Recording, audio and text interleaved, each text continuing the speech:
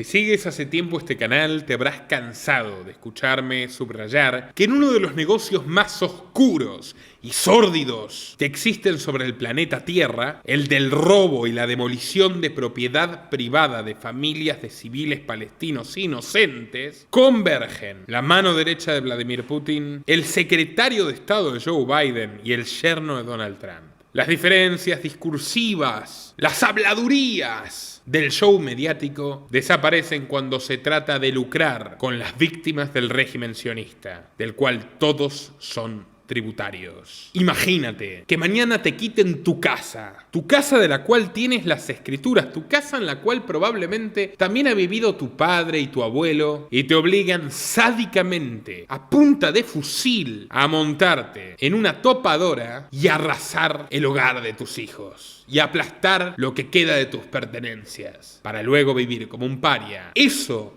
le ocurre cotidianamente, hace años, a miles de profesionales, trabajadores, emprendedores y jubilados que son tan humanos como tú y yo y tus vecinos. Quédate hasta el último minuto para descubrir esta triste historia y ayúdanos a visibilizarla compartiendo en todas tus redes y grupos.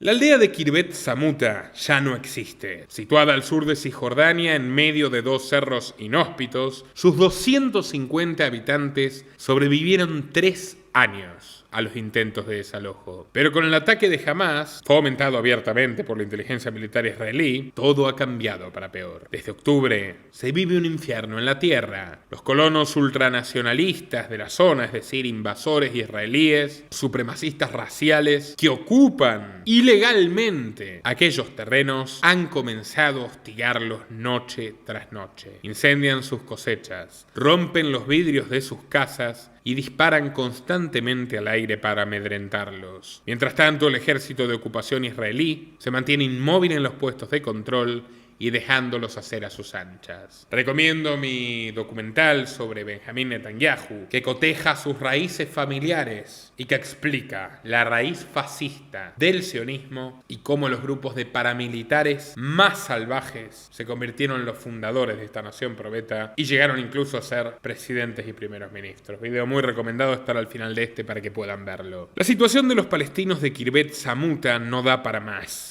A principios de noviembre deshicieron sus casas y volvieron a montarlas a pocos kilómetros, con la esperanza de que la distancia física los proteja de alguna manera. Su desdicha no es la excepción sino la regla en el territorio invadido por Israel. Desde 2022 y solo hasta el 7 de octubre, más de 1.100 personas, principalmente beduinos, que viven de la agricultura y la ganadería, debieron refugiarse en zonas más seguras, donde se produce la siguiente paradoja: estar a salvo de los misiles, pero lejos del agua y la comida, y por tanto ya se han reportado más de 16 decesos de menores por hambre, y estamos hablando solamente de esta pequeña aldea. Un caso testigo sobre los 33.000 cadáveres de civiles masacrados por Israel en estos últimos 5 meses recrudece la actitud violenta de estos fanáticos religiosos, que es abiertamente alentada por el gobierno de Benjamín Netanyahu, que hoy se sostiene en el poder con una coalición de formaciones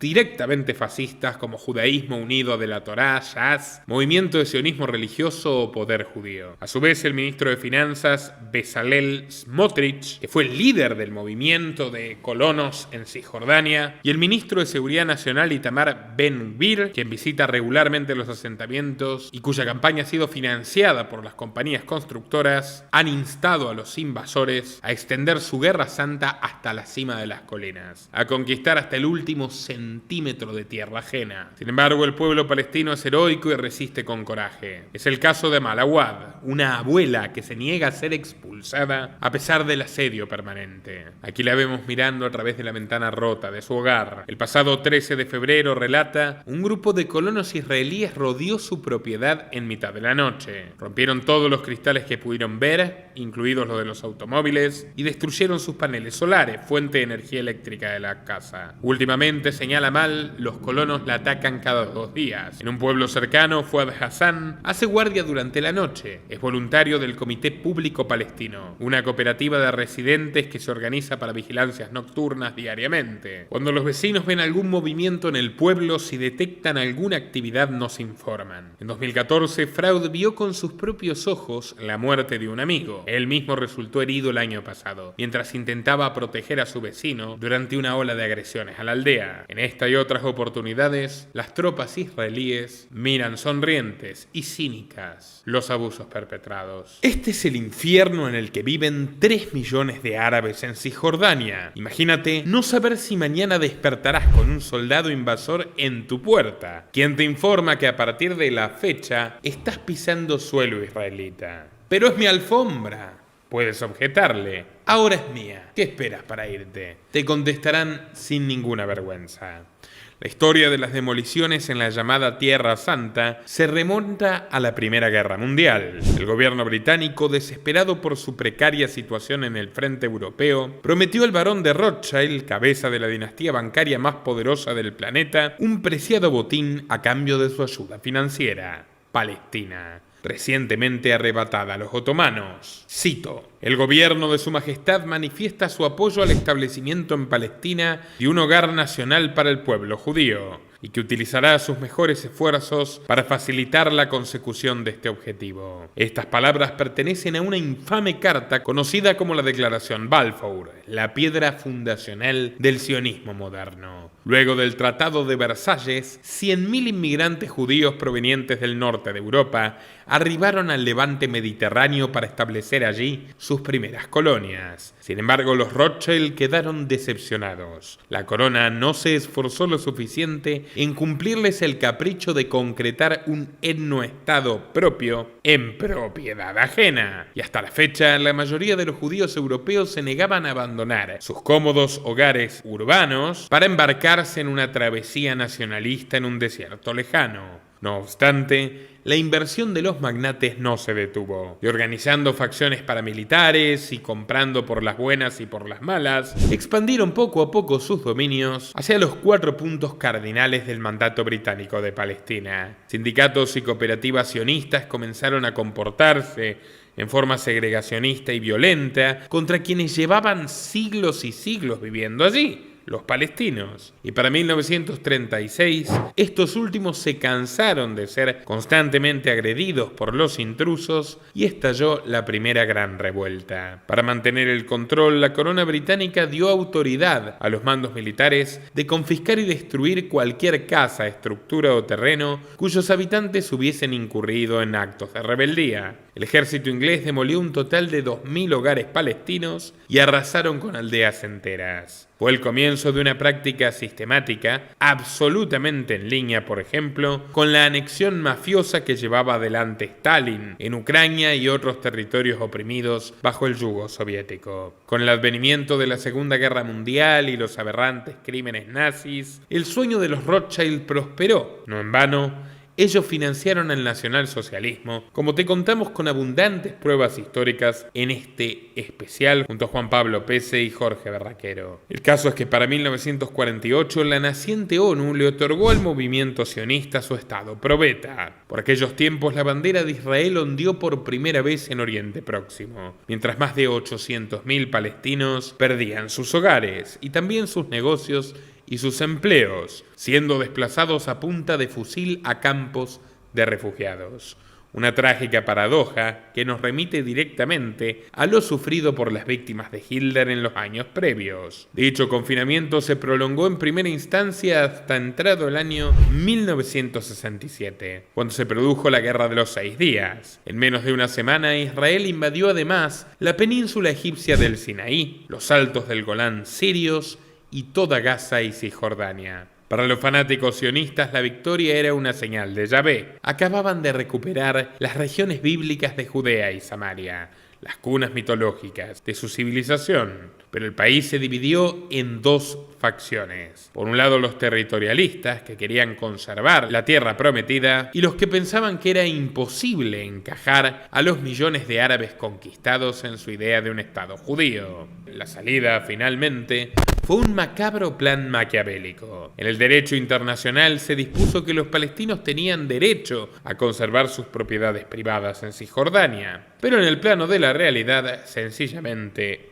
no. Lo que empezó a partir de los 70s es una ocupación silenciosa, invisible y progresiva que fue demoliendo sistemáticamente una a una las viviendas palestinas, ignorando en forma deliberada todas y cada una de las resoluciones condenatorias de las Naciones Unidas y los tribunales internacionales, que solo son escuchados cuando se pronuncian a favor del Goliat hebreo y nunca cuando abogan por el David árabe. Solo entre 1967 y 2015 fueron destruidos 58.000 hogares, edificios y mezquitas. Increíblemente, la situación se agravó con los llamados Acuerdos de Oslo, firmados en 1993 en la Casa Blanca bajo el patrocinio de Bill Clinton, quien con total cinismo, como nos tiene acostumbrados, los vendió como la solución definitiva para la creación de los dos estados que convivirían pacíficamente entre sí. Bueno, han pasado 30 años y seguimos esperando.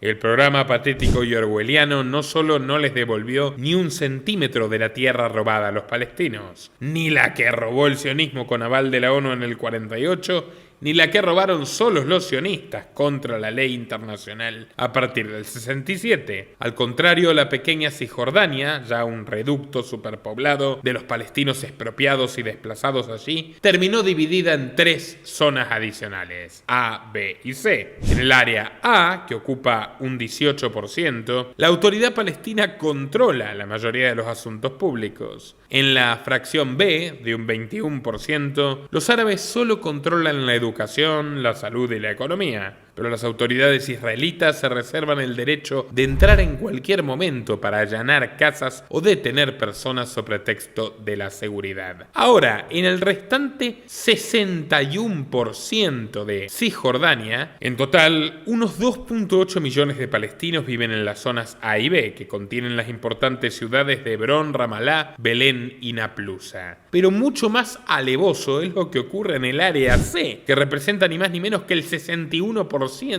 de Cisjordania. Aunque el control de estas regiones debía transferirse a la autoridad palestina en 1999, según los acuerdos de Oslo, el traspaso nunca ocurrió, y allí se han construido hoy la mayoría de los 131 asentamientos judíos ilegales, que llevan adelante una política de apartheid que fue aislando a los palestinos en lo que les quedaba de Palestina de manera gradual, sostenida y cruel. El etnoestado sionista avanza colina por colina. Primero, toman las cumbres y las elevaciones. Basta la presencia de una casilla o remolque y el ejército israelí se presenta en el lugar a custodiar lo que en adelante se considera zona C de propiedad israelí. Luego, la toma se expande colina abajo y los agricultores palestinos son separados de sus cultivos, privados de su medio de vida, asesinados a cuotas. Desde aquel momento, los árabes ya no pueden pasar a los valles sin permiso militar. Mientras tanto, los futuros colonos prenden fuego sus cultivos y apedrean sus casas. Abdul Jawad is a Palestinian farmer whose family has lived there and tended the land for centuries. The Israeli authorities have confiscated countless acres of their farmland. شوف الشجر اللي كان ما أحلى اللي كان موجود هون. يعني كيف واحد بقعد في جنة أنا مسوي جنة هون. شوف شو بدال الجنة شوف شو سووا معاي. شوف شو هلا إذا بتتفرج شو هذا اللي سووه هون.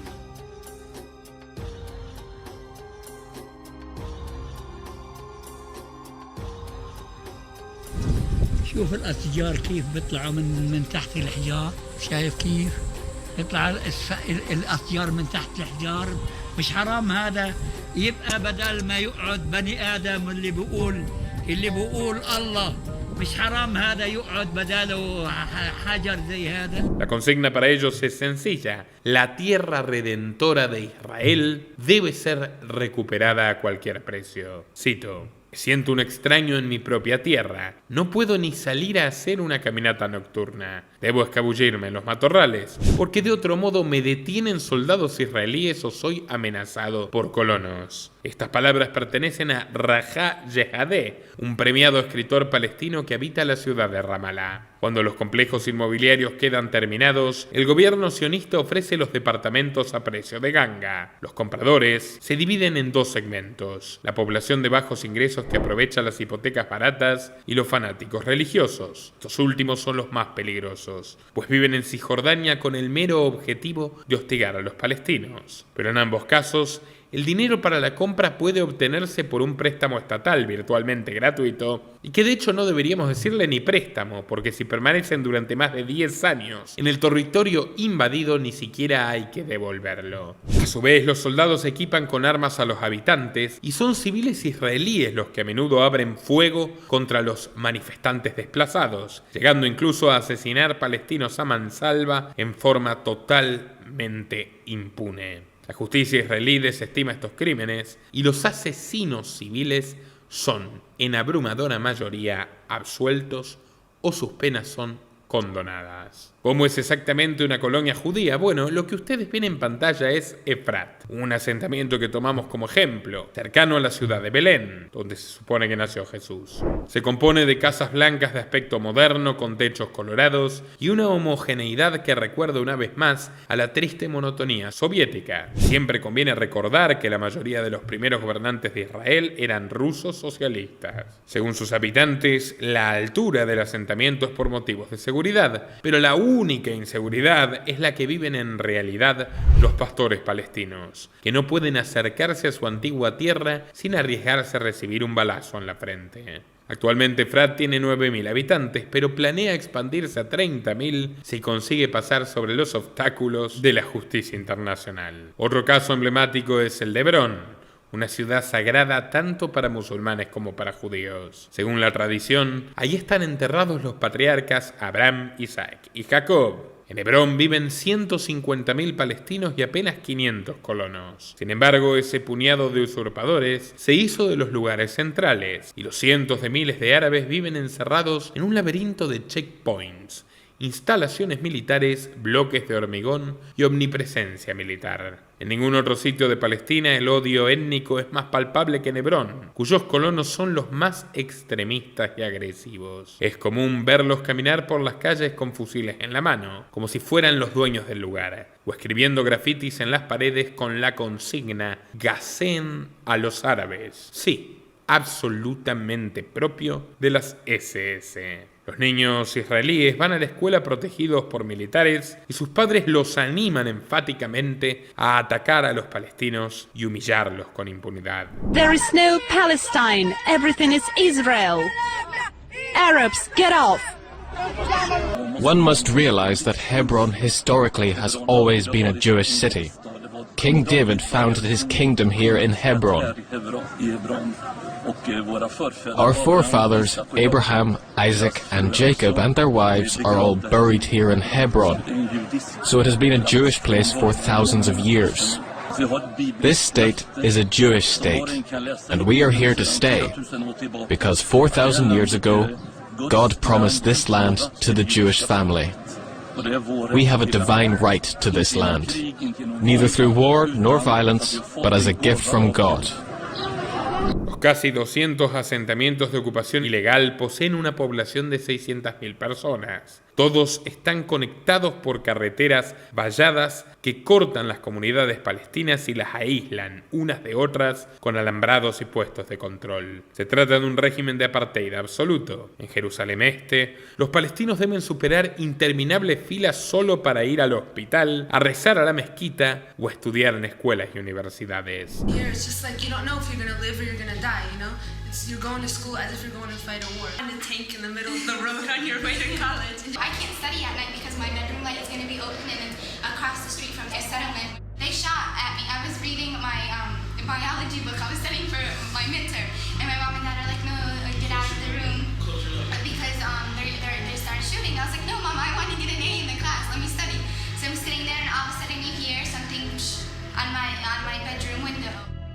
Lo Los mayores afectados son la población civil no involucrada en ninguna forma de resistencia, gente que trabaja en Israel y que sostiene la asfixiada economía local. Por las trabas fronterizas, cientos de miles de familias perdieron sus fuentes de ingreso. El 50% de la población está desempleada y un 75% vive en la pobreza extrema con menos de $2 diarios. El objetivo es sencillo: que los palestinos se harten y que salgan del país. Se trata, en rigor, de una limpieza étnica. Mención aparte merece el caso de Sheikh Jarrah, un barrio de Jerusalén Este ubicado ante los muros de la ciudad vieja. La división de Jerusalén en 1948 implicó que los palestinos que vivían en el oeste y los judíos que vivían en el este tuvieran que abandonar sus casas. Sin embargo, 75 años después, los hijos, nietos y bisnietos de aquellos hebreos que vendieron sus propiedades a los árabes por orden del gobierno de Israel reclaman que las transacciones son inválidas, pese a que cobraron el dinero, y buscan desalojar a sus actuales dueños palestinos bajo el amparo de dos leyes psicóticas. La primera es la ley de propiedad de ausentes, que permite a los hebreos apoderarse de propiedades de palestinos que fueron adquiridas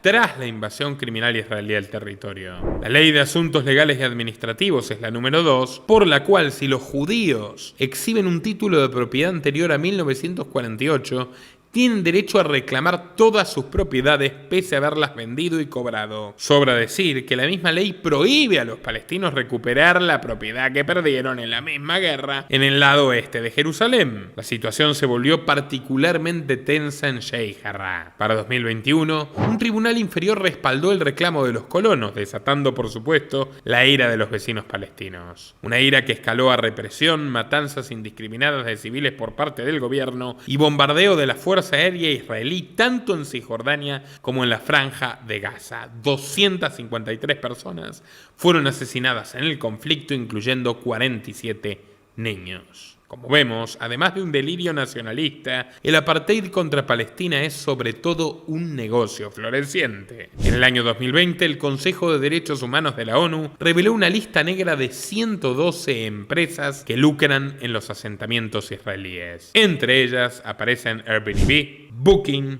Expedia o TripAdvisor. Y tenlo en cuenta para tu próximo viaje. Estamos hablando de los 4 gigantes del turismo internacional, que anuncian habitaciones y actividades en colonias judías, incluida Jerusalén Este, a pesar de tratarse de una ocupación criminal, ilegal y supremacista racial.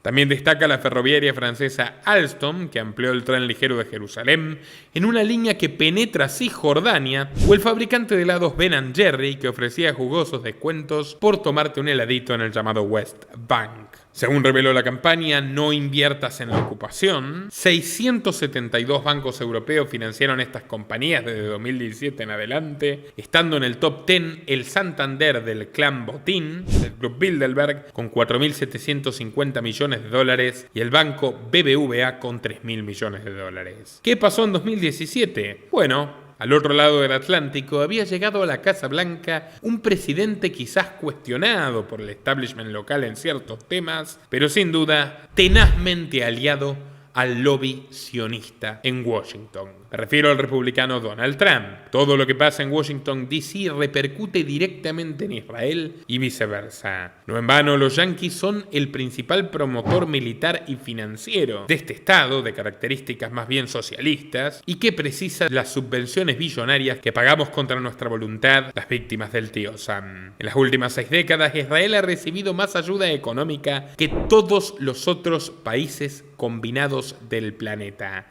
Cada casa demolida y cada gota de sangre palestina derramada es pagada con nuestros dólares, los de los contribuyentes del IRS.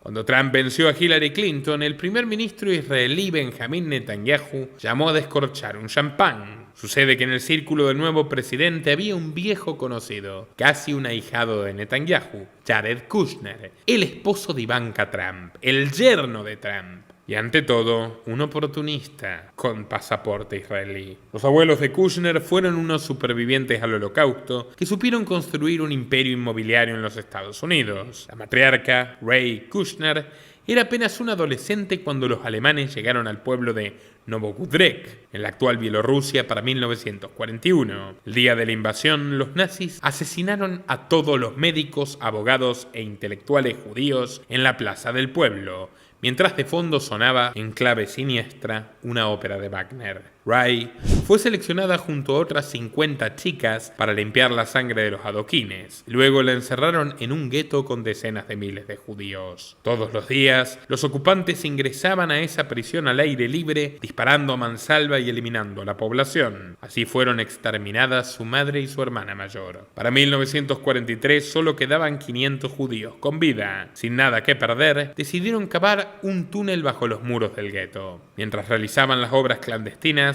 llegó el rumor de un granjero llamado Tuvia Bielski, que había reunido un grupo de partisanos judíos en bosques cercanos. Una noche de tormenta, Ray, su padre y 2 hermanos se arrastraron junto a otro centenar de prisioneros hambrientos hasta la salida del túnel. Los alemanes detectaron la huida y abrieron fuego. Desesperado, el hermano de Ray corrió en dirección contraria. Nunca se lo volvió a ver. El resto de la familia tuvo más suerte. Llegaron a salvo al campo de Bielski, donde vivieron una existencia dura, durmiendo en camas de paja y búnkeres de tierra hasta el arribo de los soviéticos. Fue en aquel bosque oscuro donde Ray conoció a su futuro marido, un carpintero llamado Josel Kushner. Cuando la guerra terminó, viajaron a pie hasta Italia y 3 años más tarde se desplazaron a Estados Unidos. Allí Josel se convirtió en Joseph Kushner. Compró 3 lotes en el condado de Union y fue forjando un negocio inmobiliario que lo llevó a la vanguardia de la llamada filantropía judía, fundando junto a su esposa el Museo Conmemorativo del Holocausto en los Estados Unidos. Joe murió repentinamente en 1985. Su hijo mayor, Charlie, se hizo cargo de su gestión y fundó Kushner Companies, que manejaba una cartera de 4.000 apartamentos en Nueva Jersey, muchos de ellos, dicho sea de paso, adquiridos en forma dudosa tras extorsiones de la mafia italoamericana. Vagamente parecido a lo que hacía el padre de Donald Trump, como narramos en nuestro documental biográfico sobre Trump, con los suburbios neoyorquinos y en complicidad con la mafia judía de Meyer Lansky. Sueños americanos entrecruzados. Por entonces, Jared ya tenía 4 años de edad. Mientras crecía, su padre se involucró cada vez más en la política. Financió todas las campañas de Bill Clinton y de la primera dama Hillary, que cenaba regularmente en su mansión de Manhattan. En aquellas veladas de los años 90, también pasó por su casa Benjamin Netanyahu. Era tan abultada la diligencia israelí que Jared debió irse a dormir al sótano y cederle la cama de su habitación al actual primer ministro. Las vueltas de la vida. 20 años más tarde, Netanyahu le cedería a Jared miles de camas. En gratitud, camas, por supuesto, robadas a los palestinos. Kushner se volvió un ferviente fanático religioso y durante su paso por Harvard se inició en la secta judía Chabad Lubavitch, la mayor organización mafiosa del internacionalismo hebreo-americano. La misma que reverencia a Milei, la misma a la que acaba de acudir para que le den un premio como embajador mundial de la luz. La misma acusada de comprar órganos de palestinos indigentes y revenderlos a 16 veces su precio en Nueva York. La misma en cuya sede central de Brooklyn fue descubierto un subsuelo clandestino con macabros hallazgos como cojines manchados de sangre y cochecitos de bebé. Video recomendado si no vieron nuestro documental sobre Chabad Lubavitch. Este clan delictivo fue el mayor aliado de Kushner cuando en 2006 heredó, también de forma misteriosa, el imperio inmobiliario. Aquel año su padre fue declarado culpable de 18 cargos por contribuciones ilegales a las campañas demócratas, evasión de impuesto y manipulación de testigos. Y digo misteriosa porque una prueba clave fue una carpeta llena de documentos oficiales acercada al juzgado en forma anónima, y por lo cual Jared es señalado hasta el día de hoy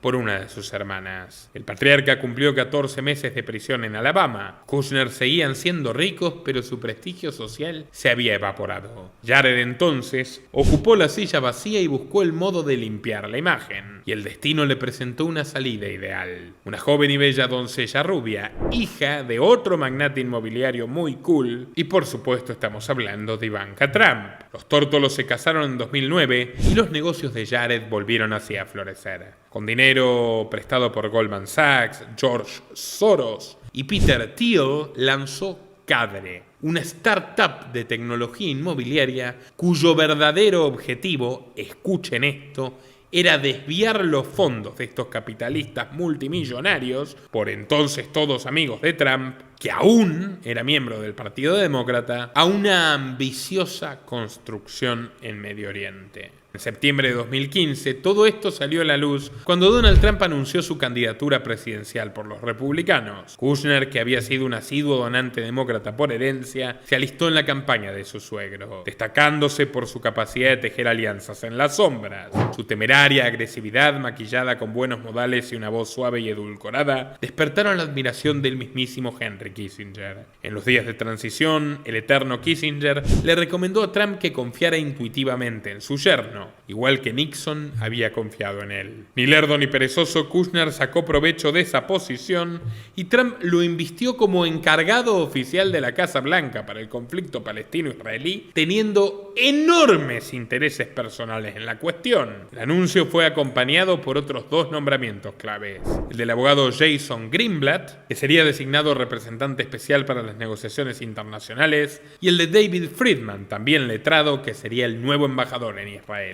Netanyahu estaba de fiesta. Los tres hombres eran el trío ideal de judíos estadounidenses para sintonizar con su propio gobierno. Derechistas, conservadores y ultraortodoxos, pero por sobre todas las cosas, socios comerciales de los asentamientos ilegales. Greenblatt había estudiado en una yeshivá de Cisjordania y Friedman ayudó a recaudar fondos para una de las colonias. En tanto que Jared Kushner había conseguido que su firma inmobiliaria gestione más de 4.000 viviendas en la zona y a su vez la representación de las máquinas de Caterpillar recientemente comprada por Bill Gates en el territorio ocupado. A todo esto debemos sumar que el vicepresidente electo Mike Pence provenía del movimiento evangelista cristiano ultra pro-israelí. En suma, el equipo de Trump creó un clima ideal para expandir la ignominia del robo de casas a palestinos. El 21 de junio de 2017, Jared Kushner llegó a Medio Oriente para reunirse con Netanyahu y el líder palestino Mahmoud Abbas, títere de Israel. Según el periódico Haaretz, en un momento del encuentro, un hombre de la delegación árabe, el veterano Saeb Erekat, le espetó a Kushner estar ahí con intereses espurios. Dígame, Kushner, ¿usted es un oficial de los Estados Unidos? Porque siento que estoy tratando con un agente inmobiliario de RE/MAX. ¿No han logrado la paz con los políticos?, le respondió Kushner. Quizás lo que necesitan es un agente inmobiliario. Y sonrió. Nobleza obliga, hay que reconocerle a Jared su honestidad. Si algo se llevó de Israel en cada viaje diplomático, son jugosas inversiones. Durante la primera visita de Trump, Kushner Companies recibió una inversión de $30 millones de la aseguradora Menorah Mitvachim, una de las mayores instituciones financieras israelitas. Luego se asoció selectivamente con el multimillonario uzbeco-israelí Lev Leviev, más conocido como el Rey de los Diamantes, por sendos negocios con esta piedra preciosa que van desde Angola hasta Alaska, e incluyeron la ejecución, es decir, el aniquilamiento de pequeños mineros africanos por parte de los mercenarios del grupo Wagner, que es el batallón paramilitar neonazi al servicio de Vladimir Putin. Video recomendado si no lo han visto todavía. Leviev es un asiduo donante de los asentamientos ilegales de Cisjordania y un protegido de la Casa Blanca y del Kremlin a la vez. En el año 2016 era investigado por el fiscal estadounidense Brett Bharara, pero a solo 2 meses del ascenso de Trump, el fiscal fue despedido intempestivamente. También podemos mencionar que al menos hubo 4 empréstitos que Kushner recibió del principal banco israelí, el Hapoalim, sujeto a una investigación criminal del Departamento de Justicia de Estados Unidos por amparar actividades ilegales a gran escala. Ya lo vemos. Los palestinos tenían razón cuando acusaban al nuevo Kissinger, supuesto mediador de la paz, de venir a hacer negocios. Como señala Robert Fisk, un periodista británico experto en el conflicto, la actitud de Kushner entrañaba la destrucción final del Estado palestino. Según el libro Fuego y Furia del periodista estadounidense Michael Wolff, su plan a largo plazo versaba en regalar demencialmente Gaza a Egipto y Cisjordania a Jordania, tras haberles quitado hasta el último centavo de tierra útil para explotar en forma comercial. Y mientras el talmúdico Jared operaba esta peculiar paz entre palestinos e israelíes, la paz del cementerio de palestinos que pensaba matar hasta el último para llevar adelante su proyecto, la fundación de las empresas Kushner donaba toneladas de dólares para la anexión de más colonias dentro de Cisjordania. La derrota con Joe Biden en las elecciones de 2020 no fue impedimento para que el business familiar continúe. En el verano de 2021, Kushner fundó Affinity Partners, un fondo de inversión centrado en empresas israelíes y estadounidenses a fin de expandir el holding por Medio Oriente, África y Asia.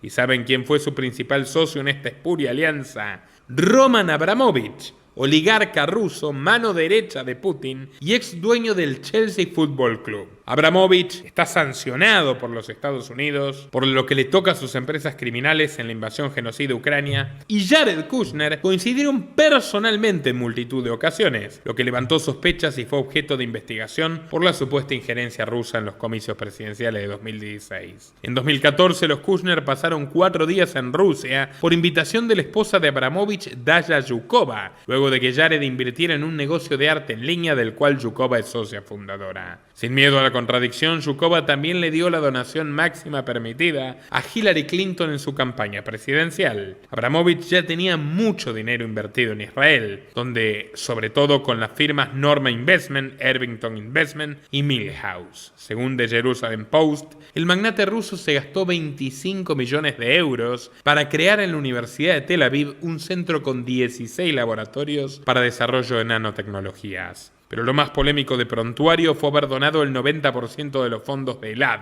una organización extremista que busca sabotear los territorios palestinos excavando sus suelos, incluyendo la profanación de tumbas a fin de judaizar toda la región. Escuchen esto porque es diabólico. En el barrio palestino de Silwan, en Jerusalén Este, las excavaciones de Elad atraviesan todo el casco histórico, incluidos los terrenos que rodean la mezquita de Al-Aqsa. Como consecuencia, cientos de hogares palestinos y sus sitios sagrados comenzaron a hundirse literalmente en el barro de la ladera. Sí, Abramovich dona plata para que, literalmente, a los palestinos se los trague la tierra. Su financiación de Elad alcanzó los 100 millones de dólares, desembolsados entre el 2005 y el 2018. En ese periodo, 450 colonos judíos se instalaron, entre 20.000 palestinos, y el número de invasores siguió creciendo sostenidamente.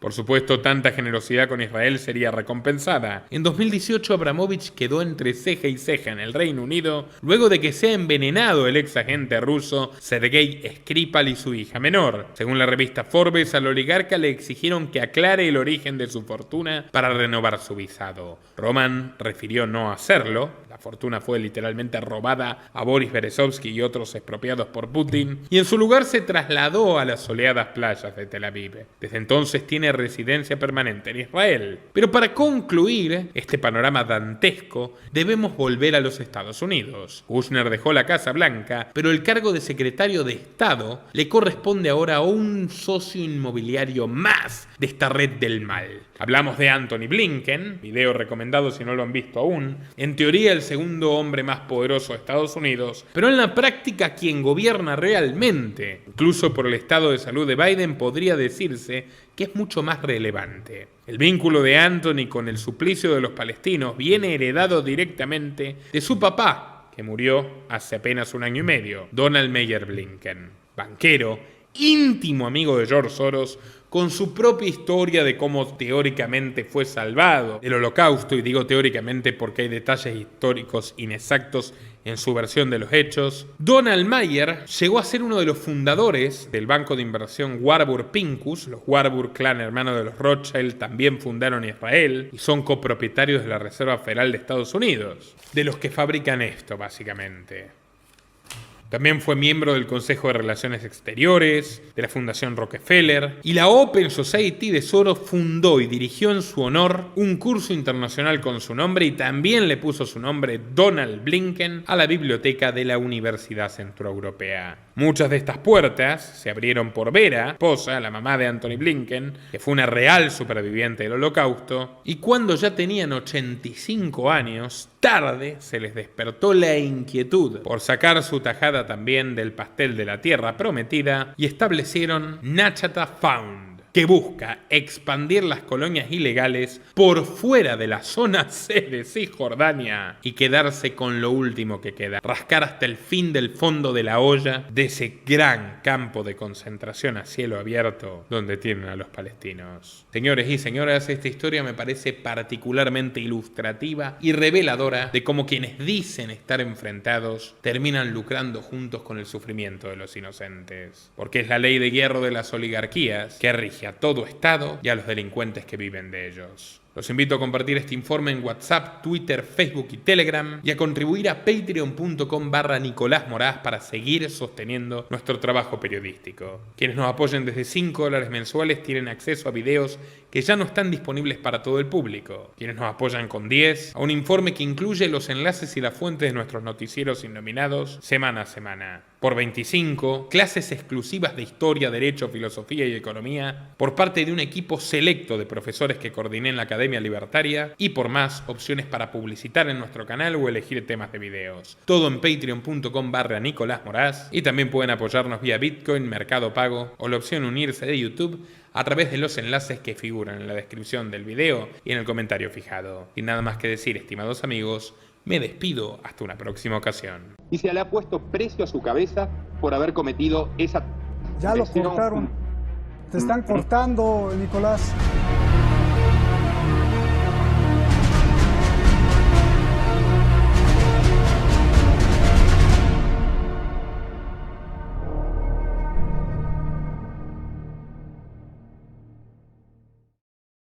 Nuestro trabajo depende de tu apoyo. Para que siga siendo posible, realiza tu aporte desde tan solo $3 por mes a través de Patreon, en los enlaces que figuran en la descripción o en el comentario fijado. También podés hacerlo vía Bitcoin o desde la opción Unirte de YouTube. Y si estás en Argentina, elegí el medio de pago de tu preferencia a través de Mercado Pago. Quienes nos apoyen en Patreon a partir de $5 mensuales tendrán acceso a análisis, entrevistas, conferencias y documentales exclusivos. También tenemos opciones para sponsors. Así que publicita con nosotros a través de patreon.com/Nicolás Moraz.